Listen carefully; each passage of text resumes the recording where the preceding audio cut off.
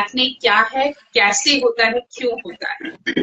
या हाय संयुक्ता। Actually acne बहुत ही common problem है आजकल। पहले ये इतनी नहीं हुआ करती थी, आजकल ये बहुत ज्यादा होती है। एक्ने एक तरह का पाइलोसेबेशियस यूनिट का डिसऑर्डर है जो कि बहुत कॉमन है।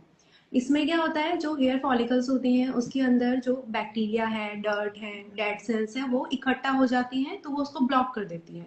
ब्लॉक करने के बाद वो उसमें बम्स आने लग जाते हैं, तो धीरे धीरे वो एक्ने में कन्वर्ट हो जाता है।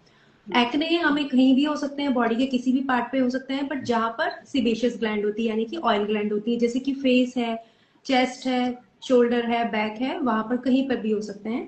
दूसरा, ये एडोलसेंट में बहुत कॉमन होती है, बाकी ये किसी भी एज में हो सकती है।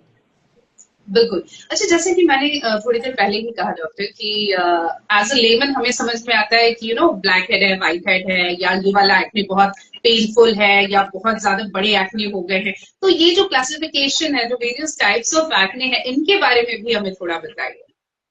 ठीक है, पिंपल्स या एक्ने या कील या मुहासे मेनली इनको हम दो पार्ट में डिवाइड करते हैं। एक होता है नॉन इन्फ्लामेटरी, एक होता है इन्फ्लामेटरी। इन्फ्लामेटरी मीन्स जहां से हमें रेडनेस होना स्टार्ट हो जाती है।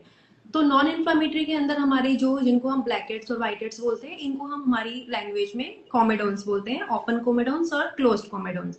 दूसरा आता है इन्फ्लामेटरी, जहां पर हमारे रेडनेस स्टार्ट हो जाती है, जैसे कि सबसे पहले पैप्यूल, पैप्यूल के बाद आता है अपना पश्चूल, फिर आता है अपने नोड्यूल, और फिर आती है हमारी सिस्ट फॉर्मेशन। मतलब धीरे धीरे वो सीवियर होता जाता है। राइट।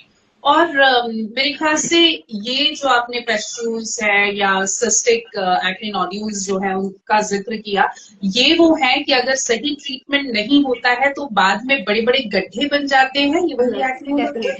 डेफिनेटली डेफिनेटली डेफिनेटली, जितनी ज्यादा सीवियरिटी बढ़ती जाती है उसमें स्कारिंग होने के चांसेस बहुत ज्यादा होते Viewers, thank you for your excellent participation. तो अपनी स्किन का ध्यान रखिए, उसे एक्टिव फ्री रखिए, स्ट्रेस फ्री रहिए, अच्छी डाइट लीजिए और आनंद में रहिए. Stay happy, stay healthy. Thank you. That's all we have for you today. See you soon. Bye bye. Goodbye.